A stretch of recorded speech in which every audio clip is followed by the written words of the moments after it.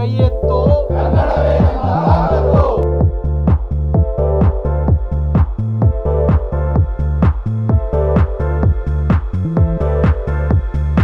ನಮಸ್ಕಾರ, ಬಿಬಿ ನ್ಯೂಸ್ ಕನ್ನಡಕ್ಕೆ ಸ್ವಾಗತ.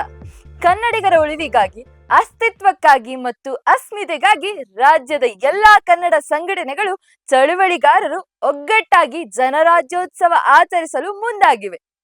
ದಿನಾಂಕ ಡಿಸೆಂಬರ್ 28, 2025ರಂದು ಬೆಂಗಳೂರಿನ ಅರಮನೆ ಮೈದಾನದ ಗಾಯತ್ರಿ ಹಾಲ್ನಲ್ಲಿ ನಡೆಯುತ್ತಿರುವ ಈ ಕಾರ್ಯಕ್ರಮದಲ್ಲಿ ನಾಡು, ನುಡಿ, ಜಲ, ಸಂಸ್ಕೃತಿ ಮತ್ತು ಸ್ವಾಭಿಮಾನವನ್ನು ಆರಾಧಿಸುವ ನಮ್ಮ ಕನ್ನಡ ಜನರ ಹಕ್ಕಿಗಾಗಿ ಹೋರಾಟಗಾರರು, ಚಳುವಳಿಗಾರರು ಮತ್ತು ನಾಡಿನ ಜನರು ಒಂದೇ ಧ್ವಜದಡಿ ಒಂದಾಗುವ ಕಾರ್ಯಕ್ರಮ ಇದಾಗಿದೆ.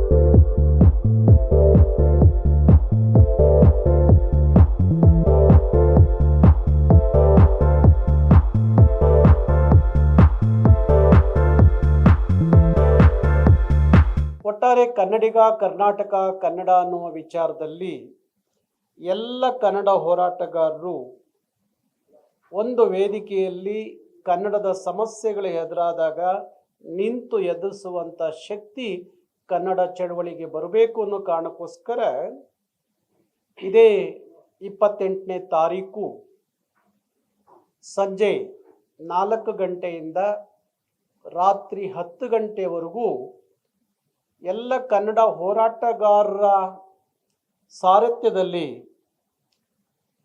ಜನರಾಜ್ಯೋತ್ಸವ, ಅಂದರೆ ಅದು ಕನ್ನಡದ ಜನರಾಜ್ಯೋತ್ಸವ ಅನ್ನುವ ಹೆಸರಿನಲ್ಲಿ ಅರಮನೆ ಮೈದಾನದಲ್ಲಿ ಭಾರಿ ಬೃಹತ್ತಾದಂಥ ಒಂದು ಸಮಾವೇಶ ನಡೀತಾ ಇದೆ. ಸಮಾವೇಶದ ಉದ್ದೇಶ ಕರ್ನಾಟಕದ ಯಾವುದೇ ಸಮಸ್ಯೆಗಳು ಎದುರಾದಾಗ ಎಲ್ಲ ಕನ್ನಡ ಹೋರಾಟಗಾರರು ಒಂದು ಧ್ವನಿಯಾಗಿ ಸಮಸ್ಯೆಗಳಿಗೆ ಪರಿಹಾರವನ್ನು ಹುಡುಕಬೇಕು, ಪರಿಹಾರವನ್ನು ಪಡ್ಕೋಬೇಕು. ಸರ್ಕಾರಗಳಿಂದ ಆಗುವ ನಾಡುನುಡಿಯ ವಿಚಾರಗಳಲ್ಲಿ ಆಗುವಂಥ ಯಾವುದೇ ತೊಂದರೆ ಆದಾಗ ಅದನ್ನು ಎದುರಿಸುವಂಥ ಶಕ್ತಿ ಎಲ್ಲ ಕನ್ನಡದ ಹೋರಾಟಗಾರರಿಗೆ ಒಂದು ವೇದಿಕೆ ಅಡಿಯಲ್ಲಿ ಬಂದಾಗ ಅದೊಂದು ದೊಡ್ಡ ಧ್ವನಿಯಾಗಿ ಅದಕ್ಕೆ ಬೇಗ ಪರಿಹಾರ ಸಿಗುತ್ತೆ ಅನ್ನುವ ನಂಬಿಕೆ ನಮ್ಮೆಲ್ಲರ ನಂಬಿಕೆ. ಹಾಗಾಗಿ ಇದೇ 28ನೇ ತಾರೀಕು ಎಲ್ಲ ಕನ್ನಡ ಚಳುವಳಿಗಾರರ ಒಂದು ಕನ್ನಡ ಚಳುವಳಿ ಸಮಿತಿ ಅಂತ ಹೇಳಿ ಅದಕ್ಕೆ ಒಂದು ಹೆಸರನ್ನು ಕೊಟ್ಟು ಎಲ್ಲ ಕನ್ನಡ ಹೋರಾಟಗಾರರು ಆ ವೇದಿಕೆಯ ಅಡಿಯಲ್ಲಿ ಎಲ್ಲರೂ ಸೇರ್ತಾ ಇದ್ದಾರೆ. ಅವತ್ತು ಬೆಳಗ್ಗೆ ಪತ್ರಿಕಾ ಕವಿಗೋಷ್ಠಿ, ವಿಚಾರ ಸಂಕಿರಣಗಳು, ಸಂಜೆ ಕನ್ನಡ ಹಿರಿಯ ಹೋರಾಟಗಾರರಿಗೆ ಅವ್ರನ್ನ ಸತ್ಕರಿಸುವಂಥ ಕೆಲಸ ನಡೀತಾ ಇದೆ. ಹಾಗೆ ರಾತ್ರಿ ಸಂಜೆ 6:30, 7 ಗಂಟೆಯಿಂದ ರಾತ್ರಿ 10 ಗಂಟೆವರೆಗೂ ಕರ್ನಾಟಕದ ಜಾನಪದ, ತತ್ವಪದ, ಭಾವಗೀತೆಗಳ ಒಂದು ಸಂಗೀತ ಸಂಜೆಯೂ ಸಹ ನಡೆಯುತ್ತೆ. ಅಲ್ಲಿ ಆ ಕಾರ್ಯಕ್ರಮವನ್ನು ಮಾನ್ಯ ಮುಖ್ಯಮಂತ್ರಿಗಳು, ಕರ್ನಾಟಕದ ಮಾನ್ಯ ಮುಖ್ಯಮಂತ್ರಿಗಳಾಗಿರುವಂಥ ಸಿದ್ದರಾಮಯ್ಯನವರು ಈ ಕಾರ್ಯಕ್ರಮವನ್ನು ಉದ್ಘಾಟನೆ ಮಾಡ್ತಾರೆ. ಕನ್ನಡದ ನಾಡುನುಡಿ ವಿಚಾರ ಬಂದಾಗ ಮಾನ್ಯ ಮುಖ್ಯಮಂತ್ರಿಗಳು ಭಾರಿ ಕಾಳಜಿಯಿಂದ ಕನ್ನಡದ ಹೋರಾಟಗಾರರಿಗೆ ಸ್ಪಂದಿಸುವಂಥ ನಾನು ಕಂಡಂಥ ಇಚ್ಛಿತಿನ ಮುಖ್ಯಮಂತ್ರಿಗಳಲ್ಲಿ ಸನ್ಮಾನ್ಯ ಸಿದ್ದರಾಮಯ್ಯನವರು ಒಬ್ಬರು. ಹಾಗಾಗಿ ಸಿದ್ದರಾಮಯ್ಯನವ್ರ ಕೈಯಲ್ಲೇ ಅದು ಉದ್ಘಾಟನೆ ಆಗಬೇಕು ಅನ್ನುವ ಎಲ್ಲರ ಕಳಕಳಿ ಕಾಳಜಿಯಿಂದಾಗಿ ನಾವು ಇವತ್ತು ಮುಖ್ಯಮಂತ್ರಿಗಳನ್ನು ಭೇಟಿಯಾಗಿದ್ದು, ಮುಖ್ಯಮಂತ್ರಿಗಳು ದಿನಾಂಕ ತುಂಬ ಹಿಂದೆ ನಿಗದಿ ಆಗಿತ್ತು. ಅಧಿಕೃತವಾಗಿ ಅವರಿಗೆ ಇವತ್ತು ಒಂದು ಪತ್ರವನ್ನು ಕೊಟ್ಟು ಕಾರ್ಯಕ್ರಮಕ್ಕೆ ನಮ್ಮೆಲ್ಲರ ಪರವಾಗಿ ಅವ್ರನ್ನ ಬರಬೇಕು ಅಂತ ಹೇಳಿ ಕೇಳಿಕೊಂಡಾಗ ಅವರು ಮನಸ್ಸು ತುಂಬಿ ಆ ಕಾರ್ಯಕ್ರಮಕ್ಕೆ ಬರ್ತೀವಿ, ನಿಮ್ಮ ಕಾರ್ಯಕ್ರಮಕ್ಕೆ ನಾನು ಬರ್ತೀನಿ, ಉದ್ಘಾಟನೆ ಮಾಡ್ತೀನಿ ಅಂತ ಹೇಳಿ ಒಪ್ಪಿಗೆಯನ್ನು ಕೊಟ್ಟಿದ್ದಾರೆ. ಕನ್ನಡ ಉಳಿಯಬೇಕು, ಬೆಳೆಯಬೇಕು, ಕನ್ನಡವೇ ಆಡಳಿತ, ಅಭಿಮಾನ ಮತ್ತು ಅಭಿವ್ಯಕ್ತಿಯಾಗಿರಬೇಕು. ಈ ಸಂಕಲ್ಪದೊಂದಿಗೆ ಕನ್ನಡಿಗರನ್ನು ಒಟ್ಟಾಗಿಸುವ ಅಪರೂಪದ ಕಾರ್ಯಕ್ರಮ ಇದಾಗಿದೆ. ಈ ಕಾರ್ಯಕ್ರಮದ ಬಗ್ಗೆ ನಮ್ಮ ಕರವೇ ಅಧ್ಯಕ್ಷರಾದ ಶ್ರೀಯುತ ನಾರಾಯಣಗೌಡರು ಏನ್ ಮಾತಾಡಿದ್ದಾರೆ ಅಂತ ನೋಡ್ಕೊಂಬರೋಣ ಬನ್ನಿ. ನಮ್ಮ ಕನ್ನಡದ ಜನರಿಗೋಸ್ಕರ ಜನರಾಜ್ಯೋತ್ಸವ ಅಂತ ಹೊಸ ಕಾರ್ಯಕ್ರಮನ ನಡೆಸ್ಕೊಡ್ತಾ ಇದ್ದೀರಾ. ಸೊ ಇದ್ರ ಬಗ್ಗೆ ನಮ್ಮ ಜನರಿಗೆ ಏನ್ ಕೇಳ್ಕೊತೀರಾ, ಏನ್ ಹೇಳ್ತೀರಾ? ಜನರಾಜ್ಯೋತ್ಸವ ಅನ್ನೋದು ಕರ್ನಾಟಕದ ಸಮಸ್ಯೆಗಳಿಗೆ ಪರಿಹಾರವನ್ನು ಹುಡುಕುವ ಕಟ್ಟಿಕೊಡುವ ಕೆಲಸಕ್ಕೆ ನಾವೆಲ್ಲ ಸಜ್ಜಾಗಿದ್ದೀವಿ. ಎಲ್ಲ ಕನ್ನಡ ಹೋರಾಟಗಾರರು ಒಂದು ಧ್ವನಿಯಾಗಿ ಒಟ್ಟಾರೆ ಕರ್ನಾಟಕದ ಸಮಸ್ಯೆಗಳಿಗೆ ಪರಿಹಾರವನ್ನು ಹುಡುಕಬೇಕು ಅನ್ನೋದೇ ಉದ್ದೇಶ.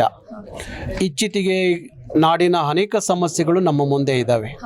ಅದು ಜಲ ಸಮಸ್ಯೆಗಳಿರ್ಬೋದು, ಗಡಿ ಸಮಸ್ಯೆ ಇರ್ಬೋದು, ಇಲ್ಲ ಉದ್ಯೋಗದ ಸಮಸ್ಯೆ ಇರ್ಬೋದು, ಇಲ್ಲ ವಲಸೆ ಸಮಸ್ಯೆ ಇರ್ಬೋದು. ಹಾಗೆ ಕನ್ನಡದ ಮೇಲೆ ಬಲವಂತವಾಗಿ ಹಿಂದಿಯ ದಬ್ಬಾಳಿಕೆ ಹೇರಿಕೆ ನಡೆಯುತ್ತಿರುವಂಥ ವಿಚಾರ ಇರ್ಬೋದು. ಹಾಗೆ ದ್ವಿಭಾಷಾ ಸೂತ್ರ, ಕನ್ನಡ ಮತ್ತು ಇಂಗ್ಲೀಷ್ ಸಾಕು, ನಮಗೆ ಹಿಂದಿ ಬೇಡ ಅನ್ನುವ ಚಳವಳಿಯನ್ನು ಇಲ್ಲಿವರೆಗೂ ನಾವು ಮಾಡ್ಕೊಂಡು ಬಂದಿದ್ದೀವಿ. ಅದಕ್ಕೆಲ್ಲದಕ್ಕೂ ಒಂದು ಪರಿಹಾರ ಸಿಗಬೇಕು ಅನ್ನೋ ಕಾರಣಕ್ಕೋಸ್ಕರ ಕರ್ನಾಟಕದ ಎಲ್ಲ ಕನ್ನಡ ಹೋರಾಟಗಾರರು, ಚಳವಳಿಗಾರರು ಒಂದು ವೇದಿಕೆಯಲ್ಲಿ ಒಂದು ಧ್ವನಿಯಾಗಿ ಗರ್ಜಿಸಿದಾಗ ಸರ್ಕಾರಗಳಿಂದ ಅದಕ್ಕೆ ಬೇಗ ಪರಿಹಾರ ಸಿಗುತ್ತೆ ಅನ್ನುವ ಉದ್ದೇಶವೇ ಜನರಾಜ್ಯೋತ್ಸವದ ಉದ್ದೇಶ. ಹಾಗಾಗಿ 28ನೇ ತಾರೀಕು ಅರಮನೆ ಮೈದಾನದಲ್ಲಿ ಜನರಾಜ್ಯೋತ್ಸವದ ಹೆಸರಿನಲ್ಲಿ ಒಂದು ಸಮಾವೇಶ ನಡೀತಾ ಇದೆ. ಆ ಸಮಾವೇಶವನ್ನು ಕರ್ನಾಟಕದ ಮಾನ್ಯ ಮುಖ್ಯಮಂತ್ರಿಗಳಾಗಿರುವಂಥ ಕನ್ನಡದ ರಾಮಯ್ಯ, ಸಿದ್ದರಾಮಯ್ಯ ಉದ್ಘಾಟನೆ ಮಾಡ್ತಾರೆ. ಹಾಗೆ ಎಲ್ಲ ಅನೇಕ ಕ್ಷೇತ್ರದ ಗಣ್ಯರು ಆ ಕಾರ್ಯಕ್ರಮದಲ್ಲಿ ಪಾಲ್ಗೊಳ್ತಾರೆ.